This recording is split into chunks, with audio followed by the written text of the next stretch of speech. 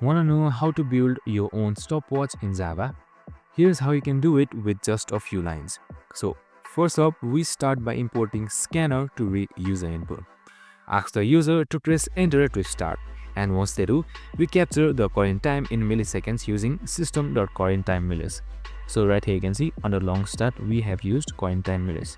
So make sure you also import Java util scanner in order to read user input. So this is really important, and once that is done, we let the user to press enter first and select enter again to start and stop at the same time.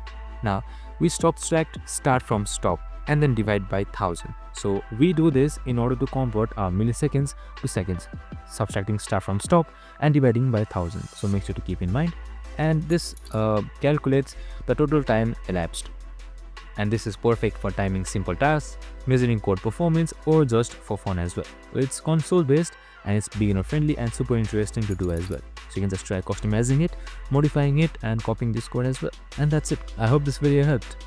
If it did, make sure to like, subscribe, and tune in with us for more of these videos. See you in the next one.